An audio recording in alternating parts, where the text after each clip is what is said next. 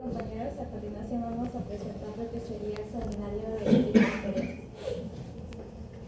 Bueno, antes de comenzar con la epidemiología como tal, voy a dar una pequeña introducción sobre lo que es la ciclosporiasis. La ciclosporiasis es una enfermedad intestinal parasitaria que en este caso va a estar ocasionada por lo que sería la Cyclospora cayetaniensis, pero según muchos artículos también puede estar, hay diferentes variantes aparte de la cayetaniensis, pero estas variantes están en otros mamíferos, en especial en primates. Pero algo característico de esta variante de la Cyclospora cayetaniensis es de que es la única variante que tanto su reservorio como su hospedador es el humano. Y bueno, ya yendo con la epidemiología, en realidad esta variante se encuentra alrededor de todo el mundo, pero principalmente se encuentra en aquellos países que son tropicales o subtropicales, es decir, aquellos países que tienen un clima cálido o húmedo. Y esto se debe principalmente a que justo la Cyclospora cayetaniensis una vez que sale, está en las heces y es un ooquiste inmaduro, para que se pueda desarrollar, es decir, pueda ser esporulado, necesita un ambiente adecuado, y ese ambiente adecuado es justamente que esté en un ambiente cálido y húmedo, y justamente por eso que está mayormente en este tipo de países. Este tipo de países puede ser en Latinoamérica, como en Asia y otros países del Medio Oriente. Sin embargo, no solamente se limita a estar en estos países, sino también puede estar en otros países desarrollados que no necesariamente tienen este tipo de climas, y esto se debe por la migración o por el turismo o porque se han importado ciertas frutas o alimentos o agua que han estado contaminados. También otra característica importante es de que justamente aquellas personas o países inmunosuprimidos, es decir, que su población tenga que haya bastante población que tenga VIH o SIDA, estas personas van a ser más susceptibles a padecer esta enfermedad. Justamente en la tabla de arriba se ven los países que más están inmunosuprimidos y que pueden tener esta enfermedad. Ahí está, por ejemplo, Marruecos, Egipto y entre ellos Perú. Y por otro lado, yendo con lo que serían los alimentos y aguas contaminadas, justamente aquí es donde se va a colocar la ciclosporiasis. La vía de contagio es vía oral, y en la segunda tabla ahí se ven justamente algunas frutas o algunos alimentos donde más se ha encontrado la ciclosporiasis. Entre ellos se puede ver que hay más en vegetales y frutas, especialmente en la lechuga, y esto es justamente porque aquellas frutas o vegetales que crecen en lo que sería la superficie de la tierra están más expuestos a que justamente una vez que el agricultor lo riegue, el agua, si está contaminada, llega a entrar más en contacto, y es por eso que este tipo de alimentos están más propensos a tener la Cyclospora cayetaniensis. Y bueno, en los casos de Perú hemos encontrado, por ejemplo, que en 1997 se realizó un estudio en alrededor de 5.800 niños, y entre ellos el 63 de ellos poseía la enfermedad, es decir, el 1.1%, pero también se ha identificado el último en 2020. Ahora vamos a ir con lo que es ciclo de vida y patogenia, pero primero vamos a hablar de los estadios evolutivos más importantes, que en este caso hablamos de el ooquiste no esporulado o inmaduro, y el ooquiste esporulado o que es maduro. ¿Cuál es la diferencia que vamos a encontrar entre estos dos? Bueno, para empezar, el ooquiste no esporulado o inmaduro no va a tener estructuras definidas, a diferencia de lo que va a ser un ooquiste esporulado. Por ejemplo, acá en la imagen podemos ver que el ooquiste no esporulado va a contar con una pared es una doble pared que va a ser rígida y va a tener estructuras no definidas y también su núcleo. Sin embargo, el ooquiste esporulado vamos a ver que tiene dos esporoquistes, y entre estos esporoquistes vamos a tener dos esporozoitos, cumpliendo la regla que es de 1, 2, 2, que significa en un ooquiste esporulado tengo dos esporoquistes, entonces, y en un esporoquiste tengo dos esporozoitos, es decir, que no tenemos 4 esporozoitos en lo que es un ooquiste esporulado. Entonces ahora vamos a hablar un poco de lo que es el ciclo biológico de lo que es la ciclospora. o la ciclospora cayetana. Así que en sí es directo monóxido, ya que como mencionó anteriormente mi compañera, el único huésped hospedador va a ser el humano. Entonces acá va a ser una reproducción tanto asexual como sexual. Entonces ahora vamos a explicar un poco. Como mencionó mi compañera, la forma en que podemos contaminarnos de ellos es por medio de agua contaminada o alimentos que están contaminados. ¿Cómo sucede? Ingerimos estos alimentos, van a llegar a lo que es el intestino delgado, en específico a lo que es la parte del yeyuno. En el yeyuno se van a esquistar. Cuando se esquiste van a liberar los esporozoitos. Los esporozoitos tienen un complejo apical. Un complejo apical que en pocas palabras va a permitir que invada a lo que es al enterocito. Cuando invada al enterocito va a realizar lo que es la esquizogonia o merogonia, que en pocas palabras se le conoce como una reproducción asexual. Es una reproducción asexual ya que se encarga de formar al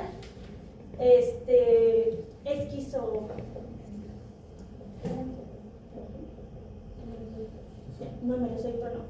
Al mero... No. Algo. Antes.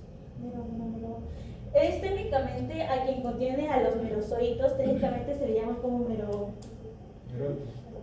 al meronte tipo 1.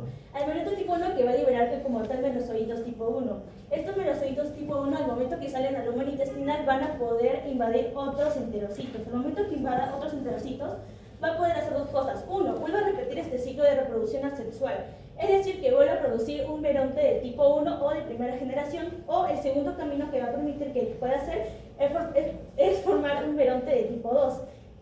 ¿Y por qué es importante el meronte de tipo 2? El meronte de tipo 2, como sabemos, tiene merozoitos de tipo 2 o de segunda generación, y como tal pueden invadir otros enterocitos o células epiteliales del intestino.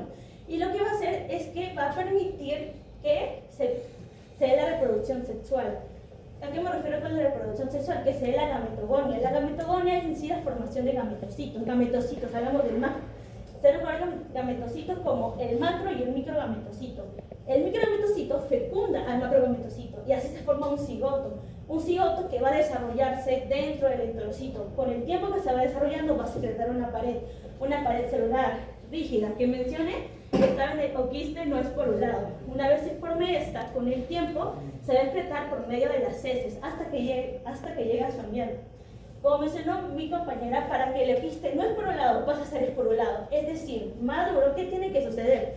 Tiene que estar en un ambiente de aproximadamente 22 a 32 grados. ¿Y qué más tiene que suceder? También tiene que estar en un clima que no sea tiene que estar un clima que sea no tan húmedo. Y aparte de eso, tiene que pasar un periodo aproximadamente entre 1 a 2 semanas o 5 a 15 días, se lo puede decir. Entonces pasamos.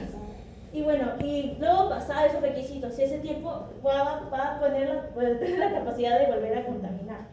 Entonces, ahorita vamos a hablar un poco de la patogenia. Quiero destacar en este caso que ha sido muy complicado encontrar mecanismos para lo que es una imagen que indique los mecanismos, así que más o menos vamos a hacernos una idea de lo que voy a mencionar. Para empezar, tenemos que darnos cuenta que los esporozoitos van a ser los encargados de la patogenia, debido a que la primera respuesta de nuestro sistema va a ser liberar lo que es la interleucina 8, que tiene la función de ser como un reclutador. Recluta lo que van a hacer los neutrófilos, macrófagos y leucocitos. Y los va a reclutar de tal forma que cause la primera inflamación. Los leucocitos van a tener una función del cambio de lo que es la fisiología. Van a hacer que haya una mayor secreción de agua y cloro y disminuir la absorción intestinal. A lo que me refiero con secreción de agua y cloro es que técnicamente los canales de CFTR se van a abrir, va a salir el cloro va a llevar lo que es el agua, el sodio, y como sabemos eso es lo que produce la diarrea. Y técnicamente el tema de la absorción va a disminuir más que todo por el tercer punto, que es que técnicamente esta multiplicación intracelular que va a haber en los enterocitos por el tema del parásito va a provocar la lisis de los enterocitos. Y al provocar la lisis de los enterocitos hay una pérdida de algo, el borde del cepillo. El borde del cepillo que tenemos, nuestras microvellosidades, y que son importantes para lo que es la absorción. Entonces va a disminuir como tal nuestra absorción intestinal. Por último, hablar acerca de los linfocitos T y qué efectos causan, como la atrofia de vellosidades y la hiperplasia de criptas como mala absorción. Que más que todo los linfocitos T abarcan la atrofia de vellosidades más que todo porque hay una pérdida en lo que es la arquitectura de la mucosa, que en este caso nuestras vellosidades se van a convertir en estructuras más planas. Y cuando me refiero a hiperplasia de criptas como la absorción, ahora más que todo, como los enterocitos más que todo están en un tema de lisis, con el tiempo las criptas van a generar más y más células, pero hay un problema, van a contribuir a la diarrea. ¿Por qué? Porque están generando células que tienen, como son inmaduras, tienen una función más de secretora que de absorción y contribuyen a la diarrea, causando estos síntomas que vamos a encontrar en la patogenia de la ciclosporiasis. Ahora les paso a mi compañera. Bien, yo les voy a hablar de lo que son las manifestaciones clínicas.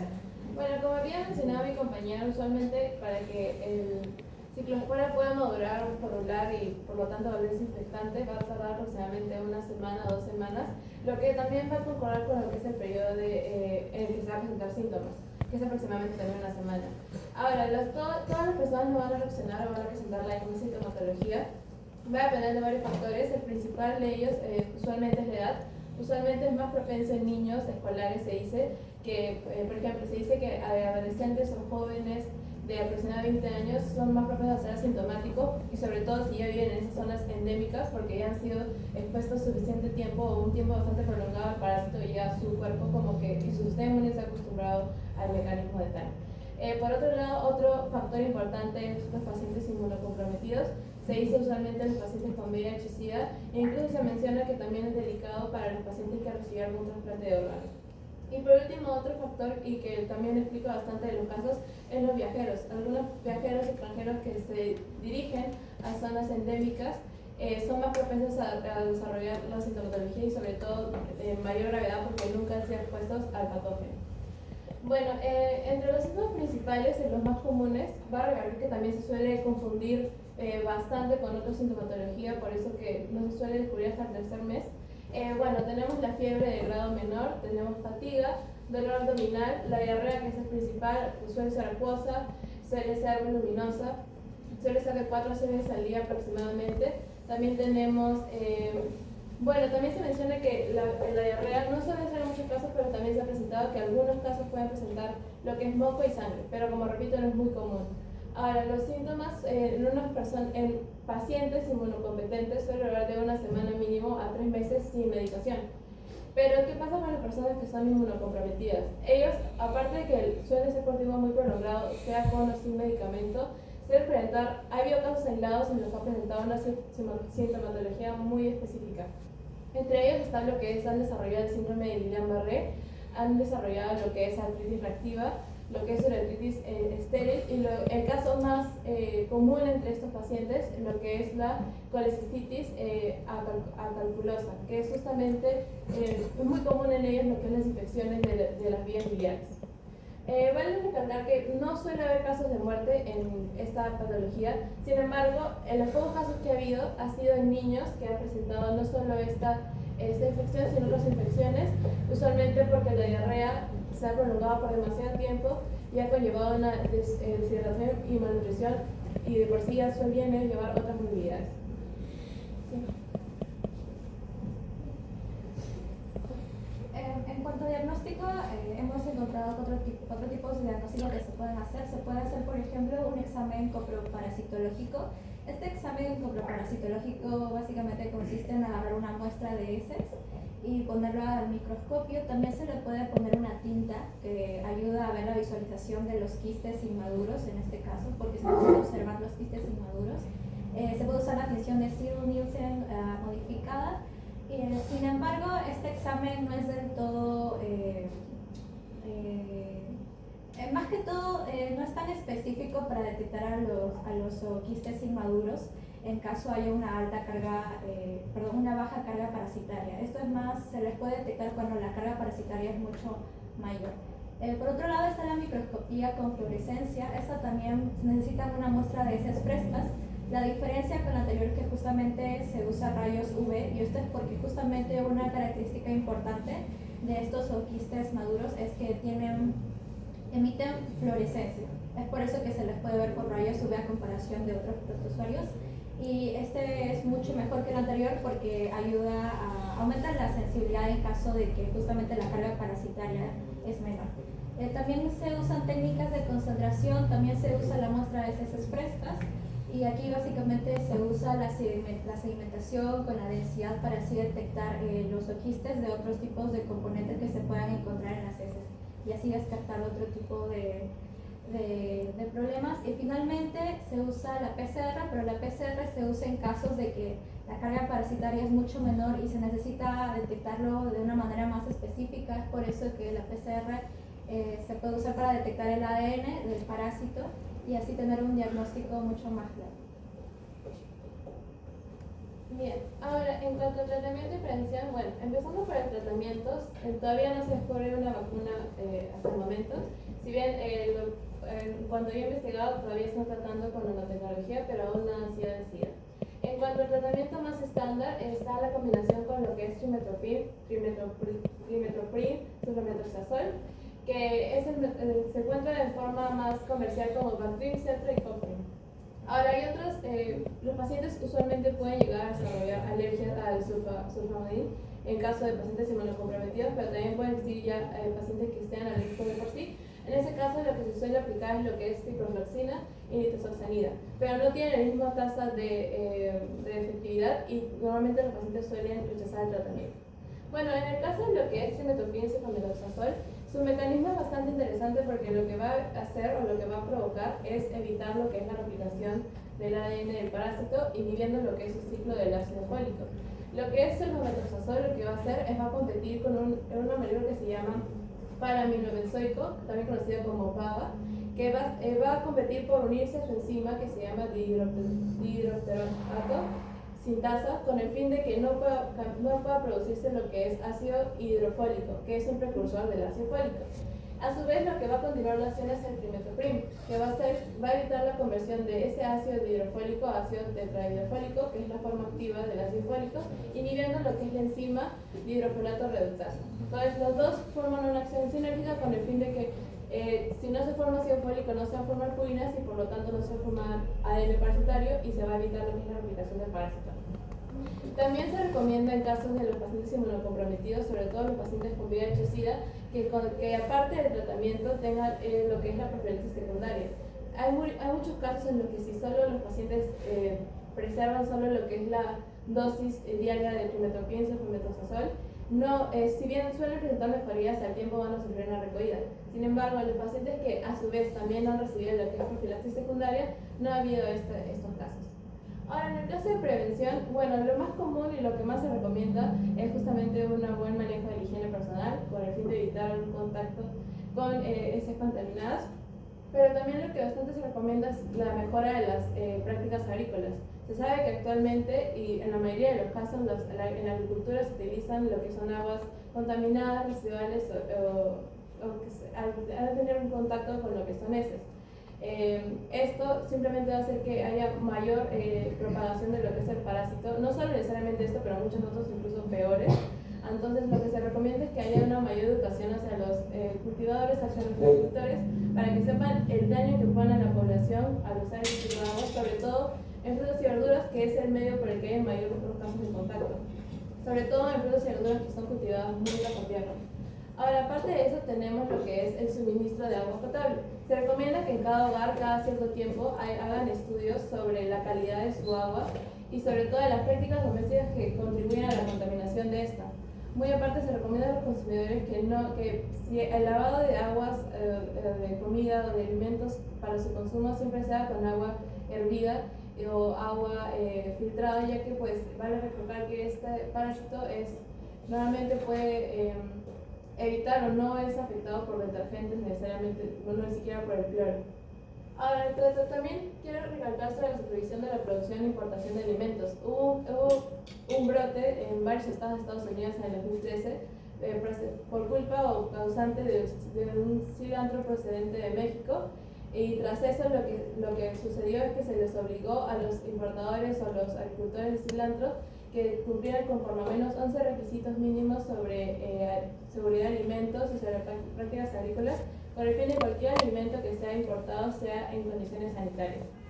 Muy aparte de eso, en general, la prevención de infecciones pues siempre tiene que ir de la mano con lo que es educación de salud, con lo que es sobre todo el correcto lavado, no solo de las manos, sino de los alimentos. Y esto es un reto bastante complicado porque la mayoría de países que tienen zonas endémicas sobre estos parásitos suelen ser países que no tienen los medios para cumplir esto. Entonces simplemente hace que las parasitosis intestinales, no solo la ciclosporiasis, sea un problema de salud recurrente. Eso sería todo. Gracias.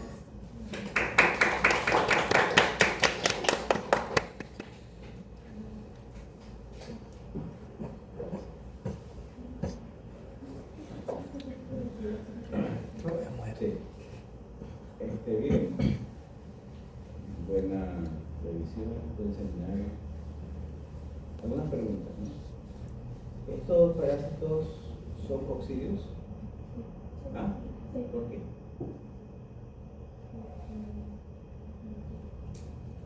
Porque su forma infectante es el ovoquista inmaduro y la evolutiva es el ovoquista inmaduro o cineformes. Porque forman ovoquistas. Ya van a ver también que el grupo que el parásito que viene también es un coccidio, forman ovoquistas, ¿no es cierto? Suelen confundirse especialmente. Ok. Nunca, no olviden que la forma infectante, ¿cuál es? El ovoquista Es inmaduro. por un lado. Por un lado, Por un lado, ¿no? Ya, y muchas de estas infecciones son zoonóticas. ¿Esta es zoonótica? No. ¿Por qué? El único es el humano. El humano es el único huésped. Es el único. No, a diferencia de los otros, ¿no? Que son zoonóticos. Yo estoy viendo la diferencia para que vayan, porque en el examen les van a venir blastocistis, les van a venir Cryptosporidium, les van a venir Cyclospora, y tienen que saber las diferencias, porque usualmente se equivocan, en todos los exámenes se equivocan. Entonces, si hacen la diferencia bien, pues la posibilidad de que no se equivoquen es alta, ¿no?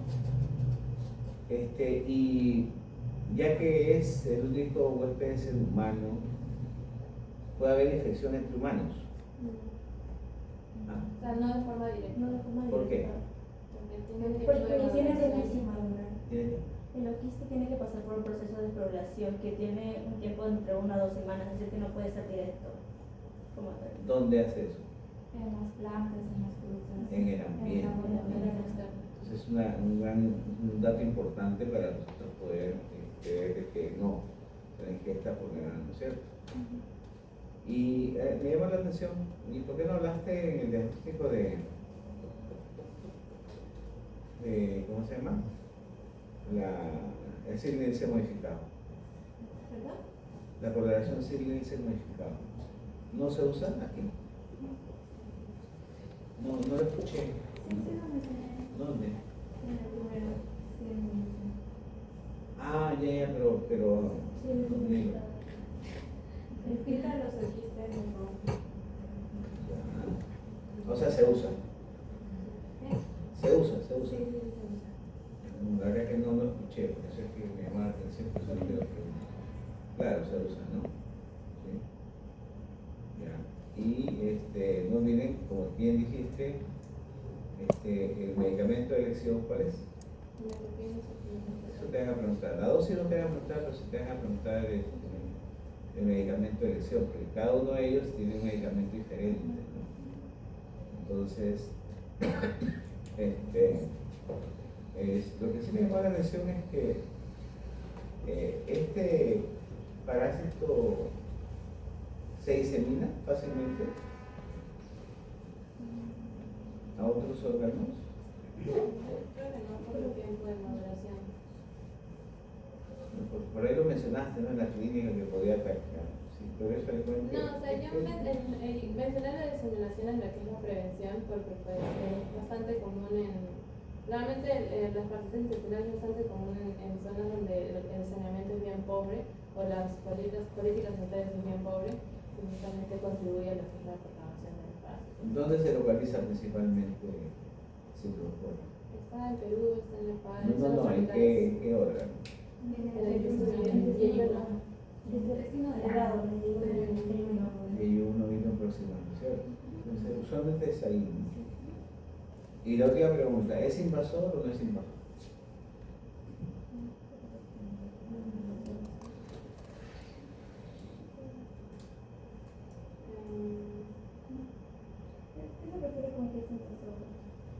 O sea, cuando entra, ustedes, la fisiopata, el invasor se refiere pues cuando entra al enterocito, ¿no? Sí, siempre el enterocito. Claro, ya, y prácticamente lo destruye el enterocito, ¿no? Sí, en una parte inicia del enterocito, en la parte del mecanismo de la Lo que pasa es que hay otros que no lo hacen así directamente, ¿no?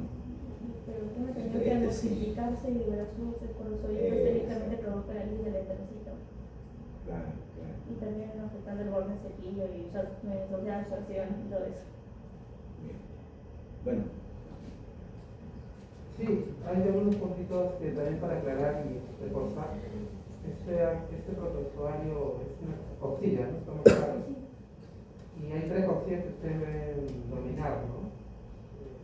Vamos a ver aquí, bueno, han puesto la ciclospora que tenencia, después vamos a ver el ciclosporidium, y en la teoría también tienen la ciclospora débil, ¿no? Los 3 son importantes. No hay que confundirse hay que ver bien cómo se tiene que escribir cada una de ellas, ¿no? Hay una característica importante de estos auxilios, ¿no? Ustedes nos han ya mencionado, pero vamos a reforzar esa idea. Uno de ellos es, y tal vez el más fundamental, es que pertenecen al filo apicomplejo. Y justamente este complejo apical es el que le permite esta capacidad de invadir, ¿no? Y eso es una diferencia importante frente a otros protozoarios comunes como llave que solo se adhieren, ¿no? También está casi invasora. Y al ser invasora, ¿qué inmunidad es la que resalta o debe predominar? ¿La innata o la adquirida? ¿Vale? Exacto, ¿no? Es una inmunidad, como ustedes han mencionado, el cuadro clínico es de semanas, ¿no? No es un cuadro que se autolimita en el inmunocompetente, pero puede durar semanas. Y eso da chance de que la respuesta adaptativa sea la que predomina. Y también que quede el concepto de que cuando una infección es invasora dentro de la célula, usualmente la inmunidad que va a actuar casi siempre va a ser la inmunidad adaptativa, ¿no? Los CD4, los macrófagos, CD8, las inmunoglobulinas también van a actuar en un momento, ¿no? Y como tú has mencionado, hay una población que carece de esa inmunidad, los VIH, ¿no? Suelen tener una inmunidad adaptativa baja, ¿no? Por el CD4. Mencionaste que ellos pueden tener complicaciones. Sí, muy bien, esos casos aislados están observados sobre estas enfermedades. La mayoría son inflamaciones de Ahora esta enfermedad afecta, por esta razón, a niños, adultos mayores y VIH. Bueno, los niños también mencionaba porque están más contacto con el suelo, con menos cuidados. Es probable por eso y por su inmunidad, que todavía está en maduración. Sí, en realidad la exposición es completa, hay unos detalles que podemos darle ahora después. Y gracias.